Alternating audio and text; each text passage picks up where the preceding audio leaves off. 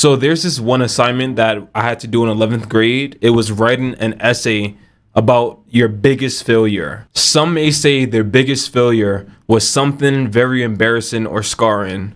In my case, it's nowhere close to that sort. In this minuscule time that I've been in this world, I have yet to spontaneously act in a certain situation and have an outcome of failure. At this point in time, I was reading a lot of books and I was even getting ready to write a book.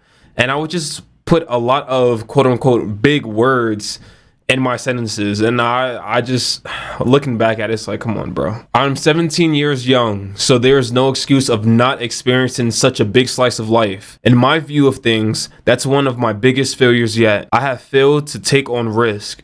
Failed to experience the inexperience at this point of my life simply because I was too scared to take action. Rational and logical thinking is most relevant in my life, as it turns out to be the root of most of my negative opportunity cost. Negative opportunity cost. This is still pretty relevant in how I view things now, but it's not as bad. Like, holy shit, I would overthink things so much, and I know I've worked on it in the past few years. And it's really good that I've got out of that, because it's just not the same, man. I feel much better when I evaluate a situation looking at the pros, cons, and possible outcomes before taking any sort of action. My primal instincts to just do seems to be a bit out of order. That is the David to my Goliath, in which I am not proud of. Don't get me wrong, I've made very impactful decisions in my life by just being me. Certain little decisions that can lead to bigger problems aren't put into consideration by most, but ultimately I avoid them in whole. I've also made outstanding opportunities by doing such rational thinking. In a comparative perspective, the average person who may think ahead of a situation in the span of 10 minutes, I see the possible outcomes in span of years. As when I think out of fear of rejection is vice versa. Wait, what? Oh, as opposed to thinking in a span of years, I think about the upcoming. Well, in this instance, I'm not saying it like I look super far in the future. Everything. It's just the fact that I took things into consideration. I still do, which most people, you still should. You know, instead of having your emotions get a big one up on you, it's being able to stay calm in certain situations and not just throwing yourself up into the deep end.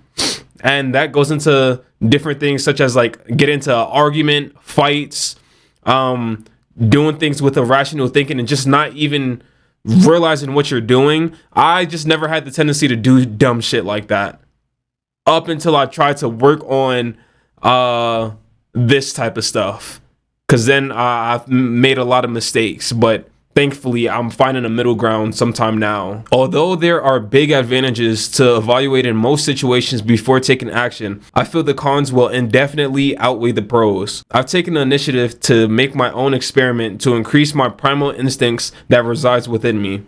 All years previous to my 10th grade year, which is crazy because I definitely thought this was junior year, but okay, people have always spoken to me first, as I wasn't that social, along with the fact that I was scared of rejection.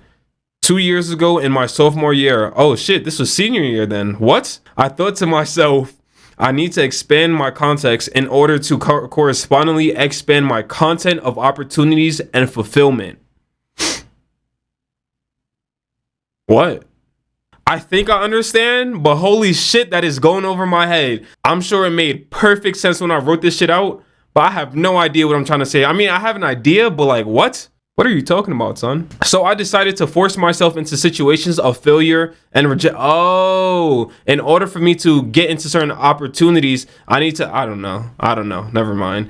I thought I knew it, but no. So I decided to force myself into situations of failure and rejection. Starting off slowly, I've randomly befriended people since it has always been such a task for me. Overall, my initial greetings came off as awkward, as many people didn't give me the time of day. Slowly but surely, I became accustomed to a variety of people rejecting me and commending my offer to be friends. Eventually to the point where I felt comfortable enough to introduce myself to people. My little steps to more failures and opportunities had linearly increased. Therefore, I decided to take it up a notch and move on to an even greater form of feared rejection that I had. To charm a female. Mind you, I fucking turned this shit into my teacher, bro. Like this was fucking This was for a grade, and I turned this shit in. And I feel like I remember being so excited to turn this in, but I'm looking, bro, it was a fucking female teacher reading this shit. She was like, what the fuck did this boy just send into me? What the hell am I reading? But, you know, sure. Justified by my want to expose and overcome my distress of failure. In the near future, I hope to fully overcome this fear of rejection that I have. By my youth of 18, I plan on having entirely eliminated the fear of failure and rejection and moving on from my comfy ostracization. There we go. I see a bright future for myself once this failure to fail has been distinguished. To do so, I plan to stay on a course of opening myself up to such rejections. My opportunities will surely expand as I allow myself to venture into the inexperienced. I now understand that failure itself is inevitable in order to get where one's dream is. Consequently, I have no other choice but to beat my biggest failure with nothing other than more failures. That's a bar. God damn. In conclusion, I will fundamentally dissipate. This is what I'm talking about. Holy shit. In conclusion, I will fundamentally dissipate my urge to relinquish my future opportunities.